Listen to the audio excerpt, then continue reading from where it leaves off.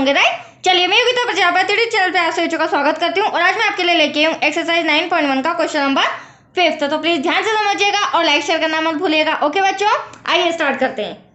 एक बात हो, मैं लाइन टू लाइन पढ़ती जाऊंगी और ड्रॉ बनाती जाऊंगी, क्योंकि ये जो इबारत वाले समय बच्चों इसमें इंपॉर्टेंट होता है ड्रॉ बनाना। अगर ड्रॉ आपने सही बनाया है तो कैलकुलेशन सॉल्व करना इतना डिफिकल्ट नहीं है, राइट। तो चलिए स्टार्ट करते हैं। देखिए क्या कहा गया है, भूमि से 60 मीटर की ऊंचाई पर एक पतंग उड़ रही है। तो हम भूमि से 60 मीटर की ऊंचाई पर एक पतंग बना लेते हैं। सपोज मैंने यहाँ पर बना ली, यहाँ से यहाँ, ठीक है। यह हमारी भूमि है और यहाँ पतंग उड़ रही है, ठीक है। अब पतंग में लगी डोरी को अस्थायी रूप से भूमि के एक बिंदु से बांध दिया गया है। अब इसके अंदर जो डोर लगी है, राइट, उस डोरी को भूमि के एक बिंदु पर, भूमि के एक स्थान पर, एक बिंदु पर बांध दिया गया है। तो सपोज हम यहाँ मान लेते हैं कि पतंग की उस डोर को इस बिंदु पर बांधा गया होगा, राइट। अब क्या कहा गया है, भूमि के साथ डोरी का झुकाव कितने डिग्री का है, 60 डिग्री का। तो यहाँ पर कितने डिग्री का एंगल बन रहा है, 60 डिग्री का, राइट। फिर यह मानकर कि डोरी में कोई ढील नहीं है, डोरी की लंबाई ज्ञात कीजिए। मतलब कि हमें ये वाला पोजीशन, डोरी की लंबाई हमें फाइंड करके बताना है। अब इसे इससे मिला देते हैं तो अब आप देख रहे होंगे ये हमारा समकोण त्रिभुज बन रहा है, ठीक है, 90 डिग्री का एंगल। अब नाम लिख देंगे, ये हमारा ए हो जाएगा, ये बी हो जाएगा बच्चों, देन ये सी हो जाएगा, राइट। अब यहाँ से यहाँ तक जो लंबाई है, क्योंकि भूमि से 60 मीटर की ऊंचाई पर यहाँ पतंग उड़ रही है, तो एटलीस्ट ये कितने मीटर ऊंचा है, 60 मीटर। तो जो हमें दिया गया है वो हम लिख लेते हैं, राइट। अब हमें फाइंड करना है डोरी की लंबाई, तो यहाँ लगा देते हैं क्वेश्चन मार्क। Any doubt? तो चलिए चूंकि इबारत वाला सम है तो दिया है ज्ञात करना है, ये सारी इंफॉर्मेशन लिखेंगे, राइट। तो चलिए सबसे पहले मैं लिख रही हूं, दिया है, क्या दिया है बच्चों, भूमि से पतंग की ऊंचाई। हम इस तरह से लिख सकते हैं, भूमि से पतंग की ऊंचाई इक्वल्स टू 60 मीटर। और ये जो कोण बन रहा है, ये कोण कितने डिग्री का, 60 डिग्री का बन रहा है, राइट। तो ये हमारा उन्नयन कोण है। अब आप सोच रहे होंगे मैडम उन्नयन कोण किसे कहते हैं। तो देखो बच्चों, जब नीचे से ऊपर की ओर दृष्टि जाती है तो वह उन्नयन कोण कहलाता है, राइट। और ऊपर से जब नीचे की ओर देखा जाता है, मतलब हमारा दृष्टिकोण ऊपर से नीचे की ओर आता है, तो वह अवनमन कोण कहलाता है। बट फिलहाल तो हम उन्नयन कोण का सम सॉल्व कर रहे हैं, तो यहाँ मैं लिख देती हूँ 60 डिग्री, राइट। अब देखिए, अब हमें ज्ञात क्या करना है, इस डोरी की लंबाई, वो भी हम रिटर्न कर लेते हैं। ज्ञात करना है डोरी की लंबाई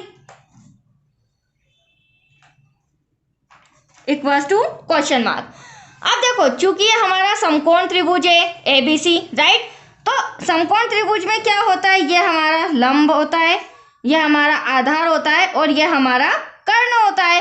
तो हमें साइन कोस टेन में वो फॉर्मूला देखना होगा बच्चों, क्या साइन का लगाए, कोस का लगाए, टेन का। तो वो कैसे पता करोगे, जिसमें हमारा लंब और कर्ण आ रहा होगा, राइट। क्योंकि बिना साइन कोस के ये वाला चैप्टर में हम सॉल्व नहीं कर सकते सम को।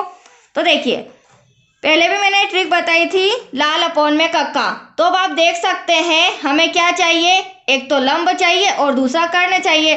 तो आप देख सकते हैं साइन थीटा जो है फर्स्ट नंबर का लंब बटे कर्ण हमें नजर आ रहा है, राइट। ना हमें कॉस थीटा फाइंड करना है ना टेन थीटा, यहाँ पर क्या फाइंड करना है, साइन थीटा। तो ये ट्रिक जो मैंने आपको समझाई है, इस अकॉर्डिंग आप इजीली पता कर लोगे कि साइन का यूज होगा, कॉस का यूज होगा या टेन के फॉर्मूले का यूज होगा, राइट। चलिए, तो यहाँ पर हम पहले लिख लेते हैं, समकोण त्रिभुज एबीसी में कोण बी इक्वल्स टू 90 डिग्री दिया गया है, राइट। अब साइन थीटा का मान रखते हुए हम डोर की लंबाई निकालेंगे। तो साइन थीटा अभी मैंने बताया आपको, लंब बटे कर्ण, जिससे लंब तो दे रखा है, कर्ण हम फाइंड कर लेंगे। डिवाइड में ये रहा कर्ण। Any doubt? अब देखिए, थीटा जो है कोण हमारा कितने डिग्री का है, 60 डिग्री का है बच्चों। तो यहाँ पर मैं साइन 60 डिग्री ले लेती हूँ। अब लंब जो है वो हमारा ए बी है और कर्ण जो है वो हमारा ए सी है। तो यहाँ पर हम ए बी डिवाइड में ए सी लिख लेते हैं। अब देखो, अगर आपने ट्रिग्नोमेट्री चैप्टर पढ़ा है तो ऑब्वियसली यहाँ पे आपको प्रॉब्लम नहीं आएगी, क्योंकि साइन 60 डिग्री का मान होता है √3/2। और ए बी हमें कितना दिया गया है, भूमि से पतंग की ऊंचाई 60 मीटर। ए सी हमें फाइंड करना है, राइट बच्चों। अब यहाँ पे अगली स्टेप हम क्रॉस मल्टीप्लिकेशन कर लेते हैं, राइट। तो इसका मल्टीप्लाई इसमें, इसका मल्टीप्लाई इसमें, तो यहाँ पर आ जाएगा √3 multiply by A C equals to 60 का यहाँ करेंगे तो 60 मल्टीप्लाई बाय 2। अब चूंकि हमें तो ए सी फाइंड करना है तो इंटू का √3 कहाँ आ जाएगा, डिवाइड में। इसे मैं यहाँ पर आगे सॉल्व कर लेती हूँ। तो आप देख सकते हैं A C equals to 60 multiply by 2, then divide में आ गया आपका √3, राइट। अब डिवाइड में √3 आ रहा है, तो मैंने आपको पहले भी सब में समझाया है कि इसे सॉल्व करने के लिए हम इसका परिमेयकरण कर देंगे, ठीक है।